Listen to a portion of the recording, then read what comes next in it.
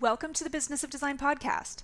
I'm Cheryl Horn, Director of Operations for Business of Design. A lot has changed at Business of Design since this episode originally aired. For the latest information and rates on events and membership at Business of Design, head to businessofdesign.com. Enjoy the show. Hello, Business of Design, episode 161, and I'm recording this on a very special day. It's my birthday. It is my quarantine birthday. I don't know how I feel about that. I'm in my 50s, so birthdays are lovely, but not necessarily a day where everything stops and it's all about me. I have been thinking a lot about those poor kids who are going to have their birthdays in isolation, and I don't know how that would feel. I'm sure there are some clever parents right now figuring out how they are going to make those days very special for their children. If you're having your birthday in quarantine, now you know you're not alone, right? As I said, this is episode 161, and this is going to be a short one, a Business of Design Business Alert podcast.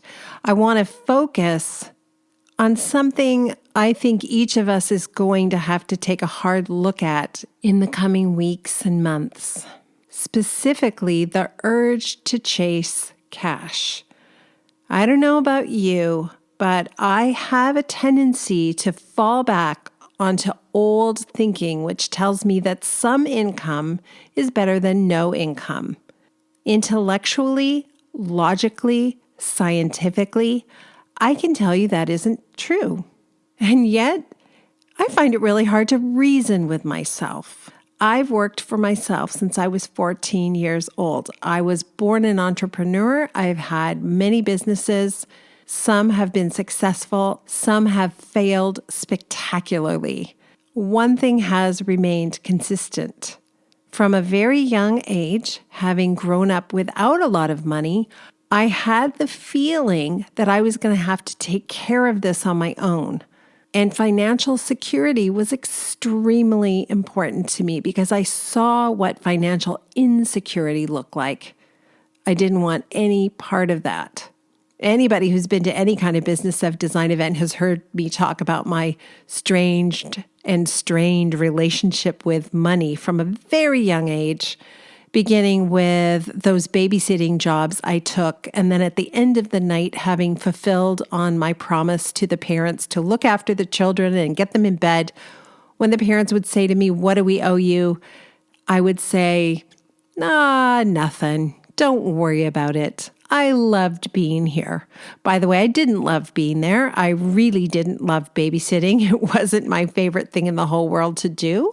And I had a lot of financial insecurity, so that response made very little sense. I continued to self-sabotage in that way all through the years. And I recall a particular conversation with my editor at Style at Home magazine one day. She phoned me, and in conversation, she said, something interesting. Every single male writer who works at Transcontinental Media asks for a raise on a regular basis. And I said, "Oh, isn't that interesting?" And then she said, "But the female writers never ask for a raise." And I said, "Oh, isn't that interesting?" We talked for a few minutes, and then she said, "Hello, I just told you to ask for a raise." "Oh, you did? I should ask for a raise?" "Yes," she said, "you should ask for a raise. You're not being paid fairly." "I'm not? Oh my gosh, what should I ask for?" And then she gave me a number, and I said, I couldn't possibly ask for that big of a raise. How much bigger of a nudge could the universe have given me? And in fact, I was really lucky because typically there isn't someone above you, an editor, who says, "By the way, you should ask for a raise and here's how much," right? I did get a raise. It was lovely. And some years later, when print magazines began to have trouble being economically viable, the editor-in-chief came back to me and said, "We're going to have to cut your salary, but we'd like you to continue writing for the magazine." And it was easier for me at that point, having developed the systems and protocols and strategies I use in my interior design business to say, I can appreciate that that is what you want, but that won't work for me. And at that moment, it was time to say goodbye to that lovely relationship with a magazine that I really adored. We learn all kinds of messages about money and our worth as very young children. And those messages I have found are quite hardwired, making it troublesome to root them out, face them, and then change them. And in fact, any changes I've made over the years didn't stick initially. I had to go back again and again and remind myself of what I know to be true. I provide value to the world and to individuals. And in exchange for that expertise and value, I get paid. People don't give me money because they like me. They give me money because they want something I have, something that's valuable. And self-talk would have us believe that because it's easy for us being creative, giving people advice on their homes, that means it's not valuable, when that simply isn't true. So I thought we'd spend a few minutes talking about how to resist the urge to chase income and instead stay focused on profitability. Even if that's at a reduced capacity, it is still a stronger strategy than chasing income for a whole bunch of reasons. Welcome to the Business of Design podcast with Kimberley Seldon. Business of Design is the coaching community for independent designers like you.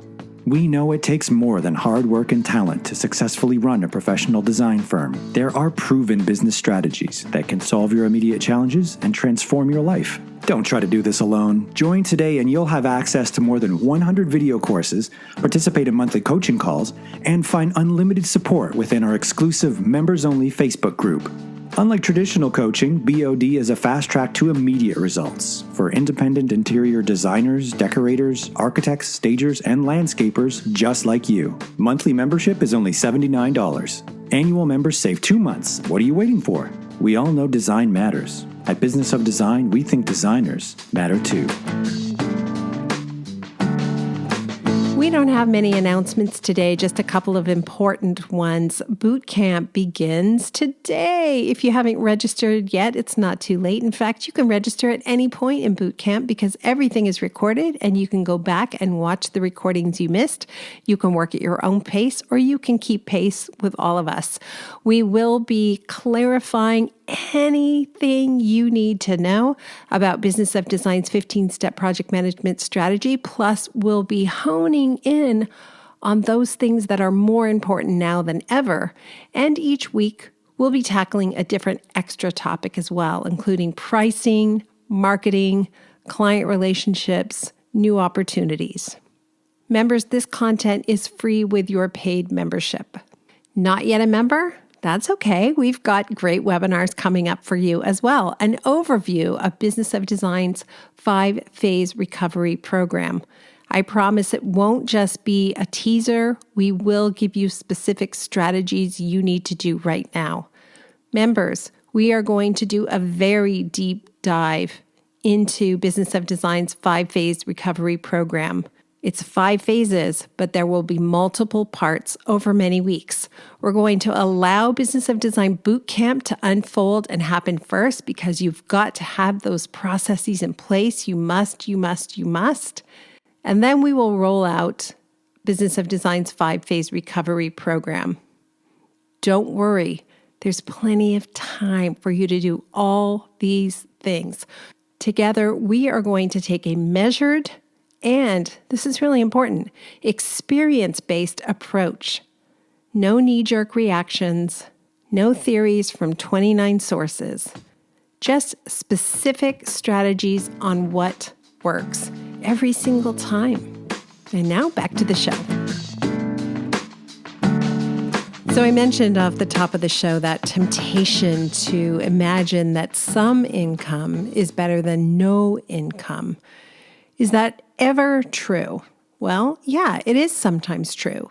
If you right now are in a position where you can't pay your bills and you can't feed your family, then some income is better than no income, and you will need to do whatever it takes to ensure that you have some income.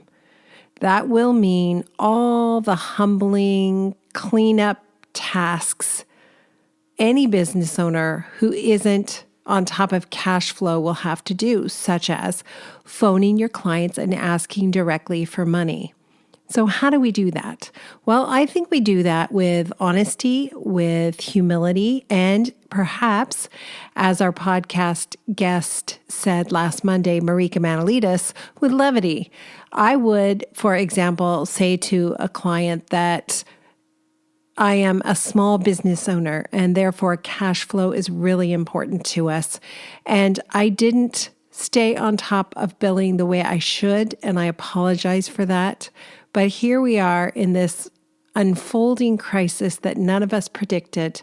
And I find myself in the awkward position of needing to ask you to pay this bill. Can you do that? And then stop talking. See what your client says. Leading with the truth, with authenticity, with humility is a really good way to bring out the human in your client, if that's a challenge. I mean, most clients, it's not a challenge to bring out the humanity, right? But let's say you have a client who has been difficult in this regard. You want to give them the opportunity to understand the real measure of your need. And in most cases, human beings will do the right thing. I was really warmed to hear the response in California to the governor's request for retired healthcare providers to come forward if they were able to serve. He said it would make a huge difference if 5,000 of the 37,000 plus retired healthcare providers might come forward to assist during these troubling times, and they were overwhelmed with more than 25,000 people offering their services. I mean, that just really warms your heart. And I think if you approach clients and own up to whatever your part is in the failure to communicate or collect or invoice, and tell them that you have an actual need, most of them will, in fact, do the right thing. So that's the first thing. Next, you're going to do whatever it takes to get yourself income that's not already in your company. That might mean taking a second job.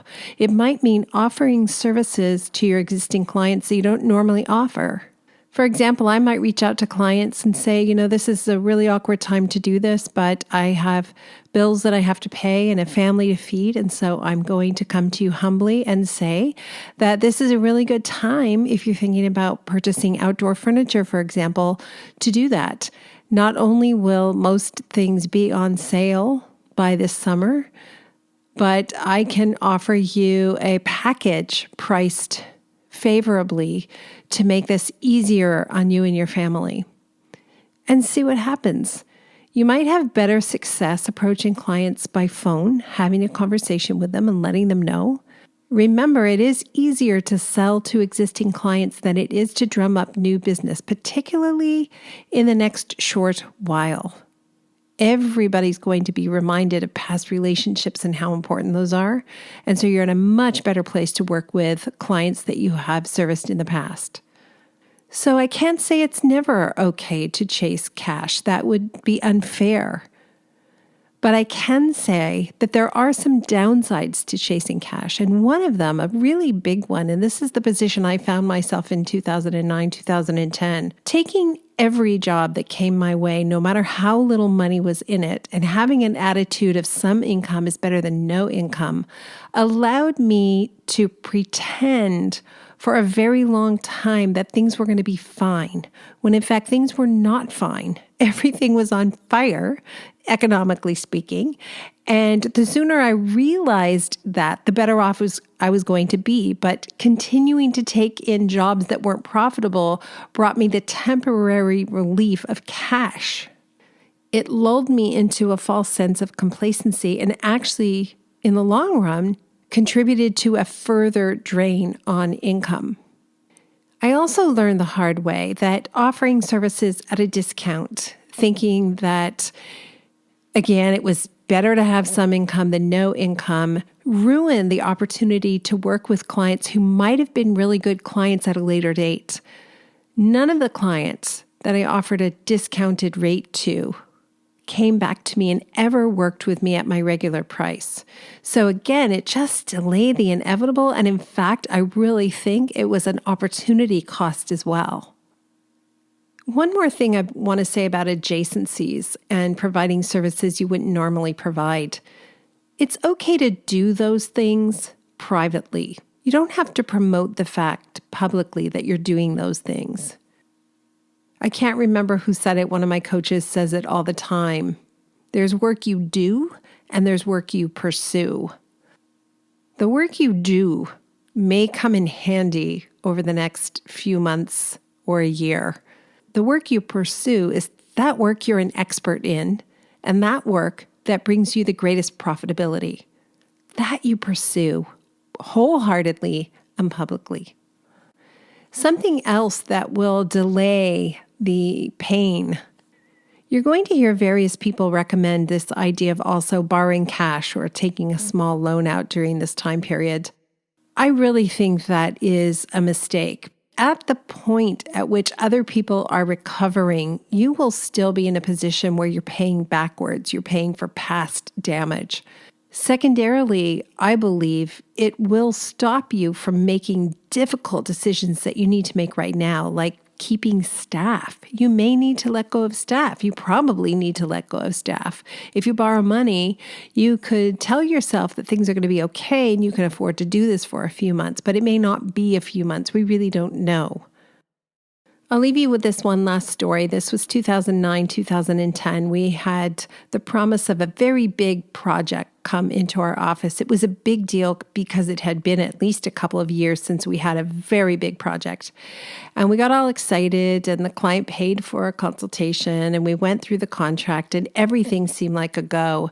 And just before signing the contract, the client phoned me and said words to this effect: "We want to go forward with you.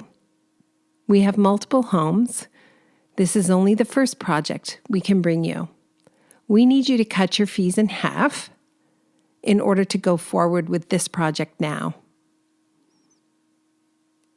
I remember being sort of stunned. Did I hear that? Did he just throw a carrot in front of me, like future project over here, and then whack me with a stick? So I said, "I am not sure what gave you the impression that my fees were negotiable, but they're not." And then here's what this man said to me: "If you want to keep your staff employed, you should take this money and be grateful, because there's lots of companies who will take the money." And I knew then what I had to do. I had to first say, "No, thank you. Good luck with the other companies you get a hold of." And then I had to let someone go. Eek. He actually nailed it. I was willing to do almost anything to keep those last couple of people I had hung on to employed, at the detriment to other people who remained employed for many years.